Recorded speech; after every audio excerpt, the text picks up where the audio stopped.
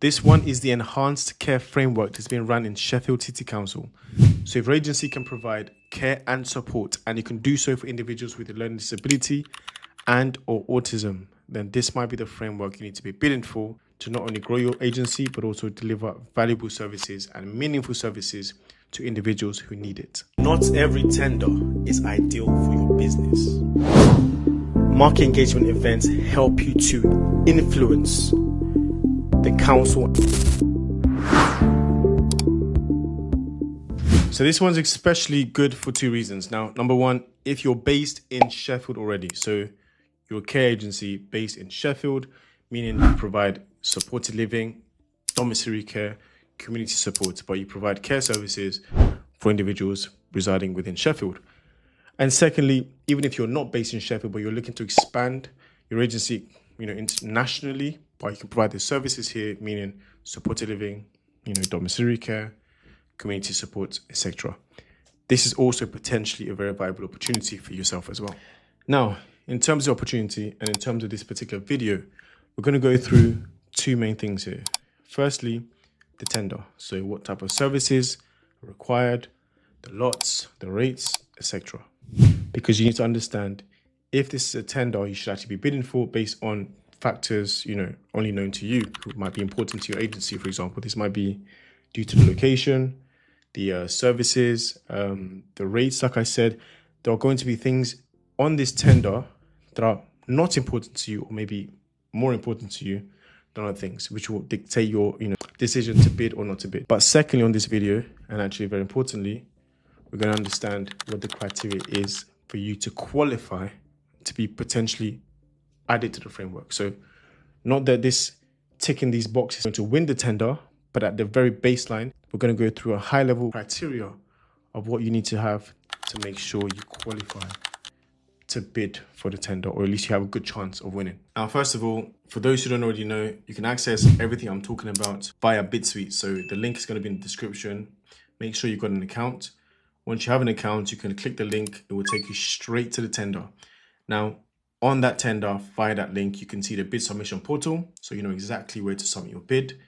You can also download the tender files as well. So you can actually see the rest of the criteria, more details of the specifications, and do your own due diligence. So we made it very easy for you. But also you can talk to the AI assistant. So if you've got specific questions, maybe you want to just cut through the chase, ask a specific question, the AI can also support you here as well. For the purpose of this video, we're going to go through strictly what's on the eligibility criteria. Now, firstly, the services. The services is essentially here a summary of the lots, which we're also going to cover as well. So the services here are multiple service types across 6 lots. Enhanced supported living, severe multiple disadvantage supports, enhanced care and nursing homes, enhanced planned overnight short breaks, enhanced emergency overnight short breaks, and crisis and bridging support. So those are essentially the 6 lots. However, in terms of age groups that are going to be covered here, it's going to be strictly or predominantly people over the age of 16 who have learning disability and autism.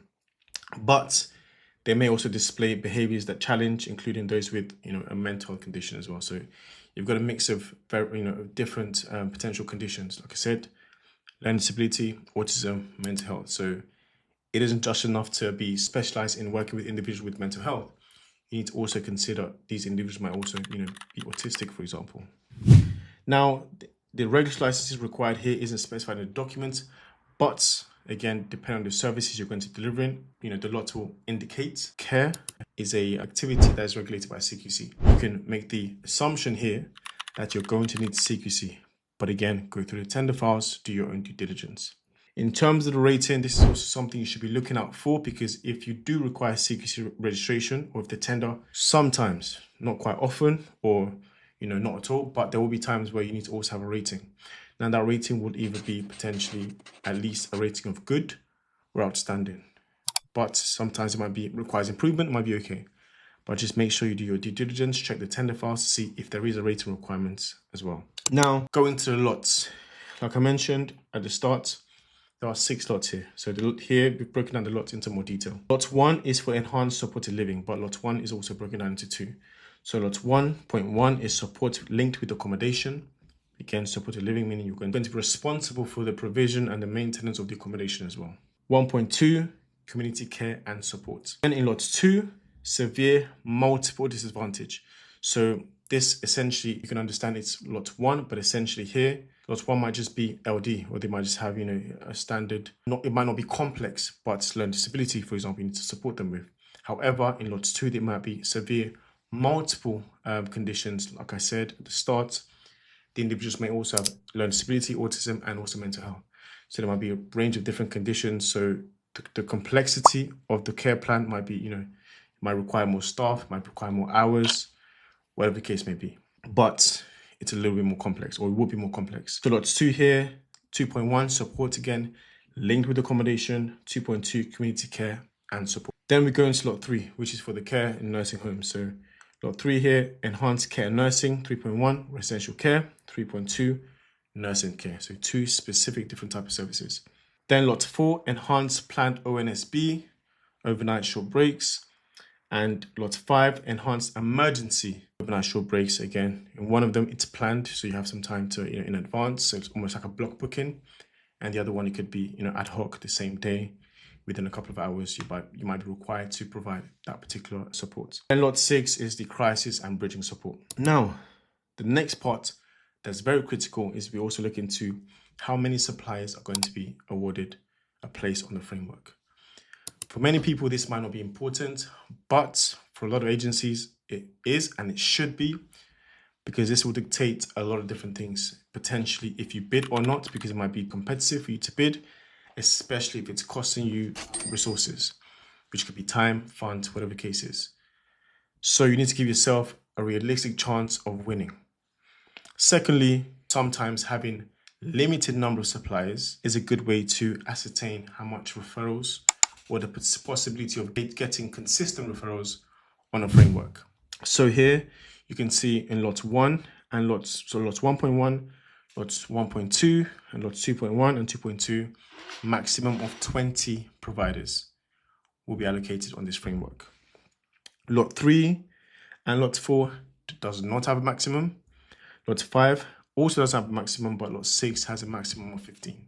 So again, depending on the lot you want to go for, the criteria you meet, the services you provide, the age group you support, etc., will also dictate if you should bid for that lot or not. But again, how many people they're looking for as well. In terms of the budget here, you've got the value 75 million on lot 1, a lot more budget for the provision on lot 1. Lot 2 is 10 million, 3, 4, 45 million. Lot 4 is 4 million, 5 is 4 million, and 6 is 5 million. So this gives you an idea on not only the demand, but again, the budget. So how much work you'll also be getting potentially in that particular lot. Technical ability requirements, again, this is going to be stated specifically in the tender files as well. So when you're responding to the questions, please understand it's not just enough to have the compliance documentations and everything else, but you need to understand you also have to demonstrate your knowledge, your experience, your skills, your capability, basically, in the form of responding to technical questions as well. Then is a registered office required here as well. So we always look into understanding, is a registered office required in that area, so in that borough? Because quite often, especially domiciliary care, you may be required to have a CQC registered office in the area. In this case, this isn't specified. However, the delivery location will be in Sheffield. So if you're going to provide accommodation, the accommodation will need to be in Sheffield, which you can see in the next criteria we're looking at. Are providers required to provide accommodation? Now, lot 1.1 and lot 2.1 are described as support linked with accommodation. So again, based on this, you can make the assumption that you will need to provide accommodation because it is supported living after all. However, again, understand that through the tender files if you need to provide accommodation for that particular lot. Then, what other certifications will you need or will you be expected to have? This is very crucial because you can submit a bid and later on they ask you for a particular certification which you're not prepared for, or you didn't understand, or you didn't know that you needed. So please make sure you always look out for the particular certifications aside from your regulatory licenses such as CQC.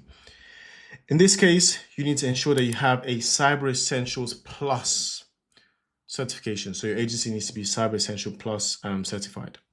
Your IT network must be operated and maintained in accordance with the government's Cyber Essentials scheme at Cyber Essentials Plus level. So again, do your due diligence, but you can research this, check online. There are governing bodies and third parties you can actually subscribe to and get your certification through, but it needs to be the Cyber Essentials Plus. Then in terms of the other economical and financial standard requirements, etc., insurance is here. You need to ensure that you have the employee's liability insurance at a minimum of 10 million, public liability, also a minimum of 10 million coverage, and the medical malpractice at a minimum of 2 million. So especially the medical malpractice, make sure you check with your insurance provider that this is also included, stated as well in your insurance certification. Then, of course, there are other policies you need to make sure you have, policies around health and safety, data protection, etc.